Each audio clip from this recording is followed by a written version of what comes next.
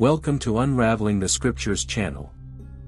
If you've heard about the story of Noah and his 3 sons, you might have wondered who the 3 wives were that survived with Noah and his sons. You might have also questioned Noah's wife.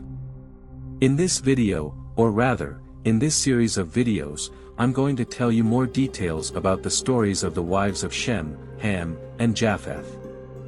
I will focus especially on the wife of Shem, who is considered the mother of the Semitic nations. So, let's together follow the first video of the series, Matriarchs of Humanity. The wives who were on Noah's Ark were part of the family that survived the Great Flood, the immense catastrophe that happened in the world, according to the biblical narrative found in the book of Genesis. Therefore, Shem's wife was a member of Noah's family, chosen by God to survive the flood due to her righteousness and justice. Initially, we have Noah's wife, who was the mother of his 3 sons, Shem, Ham, and Japheth, along with the wives of each of these sons of Noah. Although the Bible doesn't provide many details about them, the mention of the existence of these women is found in other religious texts that address this topic. These additional texts also bring information about their respective names and additional curiosities related to their lives. In the Bible, we find the following passage in Genesis, chapter 6, verse 18, where God addresses Noah. "But with you I will establish my covenant, and you shall come into the ark, you, your sons, your wife, and your sons' wives with you." In the New Testament, specifically in 1 Peter, chapter 3, verse 20, which was written in the late 1st century after Christ, it is stated that there were 8 people on Noah's Ark. In the book of Tobit, only Noah's wife is mentioned, described as belonging to the same lineage as Noah. This reference is present in Tobit, chapter 4, verse 12. In the nomadic society of Shem's time, women likely had a crucial role in family organization. Since families moved in search of resources, Shem's wife could have played a vital role in setting up and dismantling tents, preparing food, and managing daily needs. Survival in this nomadic context depended on agriculture and animal husbandry. Shem's wife possibly played a vital role in grain harvesting, food production, and animal care. She might have been responsible for meal preparation and ensuring the family had enough resources for the journey. In the realm of family tradition, women often held the responsibility of transmitting values, stories, and spiritual beliefs. As a mother and companion, Shem's wife possibly played a fundamental role in educating the children and maintaining the family's religious beliefs, including the worship of Noah's God. Furthermore, she is described as a prophetess of the Lord, who over her more than 600 years of life would have made prophecies about her children and grandchildren, in partnership with her husband Shem.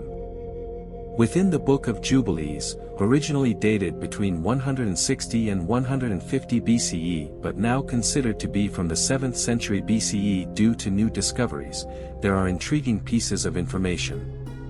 This book is considered canonical by the Ethiopian Orthodox Church and also by the Beta Israel, the Ethiopian Jews. It lists the names of the wives of Noah's sons, including the name of Shem's wife, described as Sedeketelbab. According to Siberian oracles, Sedeketelbab, Shem's wife, is said to have enjoyed an incredibly long life, spanning many centuries. During this period, she is said to have made various prophecies for future generations, both for herself and her husband Shem. Genesis, in chapter 10, verse 21, makes reference to Sedeketelbab, Shem's wife, who had several sons and daughters with Shem. The sons and daughters of Sedeketelbab and Shem have specific names.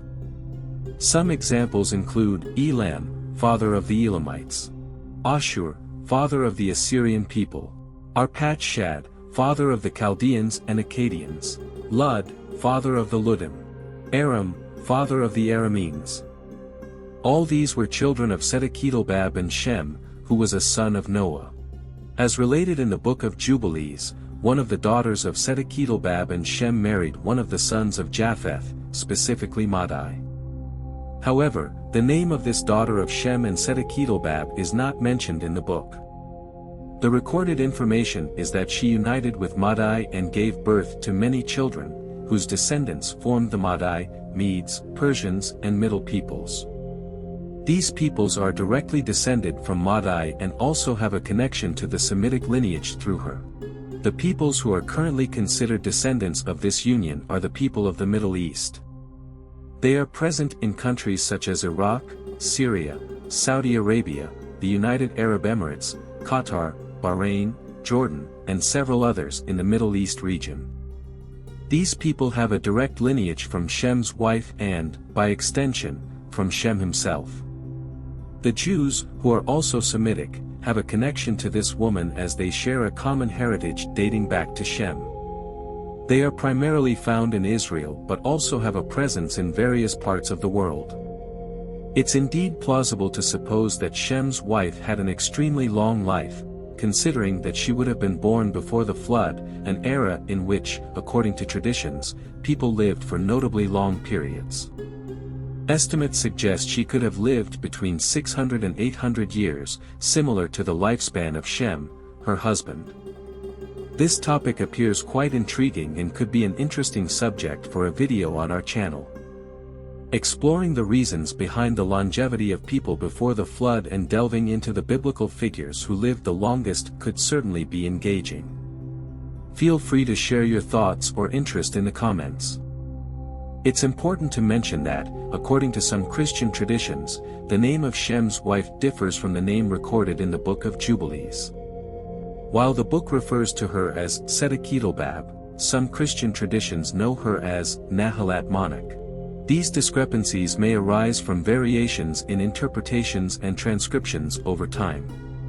According to Islamic traditions and some Persian historians, Shem's wife is reported to be called Shalib. Furthermore, these traditions also point out that she was the granddaughter of Mehujael. Mehujael is a character from the Old Testament mentioned in the book of Genesis, being the son of Irad, the grandson of Enoch, and the great-grandson of Cain. Among all the different versions of names and information presented by later traditions, the oldest tradition is the one described in the book of Jubilees, a Jewish book. The name of Shem's wife is mentioned as Sedeketulbab, which is the earliest recorded name. There are speculations by scholars and enthusiasts about this matter, people dedicated to seeking and understanding the scriptures, especially the book of Genesis in the Old Testament. Some theories suggest that the tomb of Shem and his wife could be located somewhere in Iraq, considering the presence of the Chaldeans, an ancient Semitic people, in the region. Other speculations propose that the tomb could be in Syria, possibly near Damascus, or even somewhere in Iran, hidden in the desert sands. The exact location of Shem and his wife's tomb remains a mystery and a subject of debate among those interested in these traditions and stories. Despite the scarcity of information about Shem's wife, it's possible to conjecture about the significant role she played in daily life, family sustenance, and the preservation of religious traditions. By examining the historical and cultural context of Shem's time, we can understand how women were key players in building and maintaining society, contributing to the survival, culture, and spirituality of their communities. I hope everyone has enjoyed another documentary, another video exploring aspects of the Old Testament Bible and lesser discussed characters. Soon, we will bring you part 2, where we will delve into the story of Japheth's wife. I know you're already subscribed to our channel, so don't forget to leave a like. In the end screen, we'll present another video from our channel that will surely pique your interest. Thank you for staying with us up to this point. See you soon.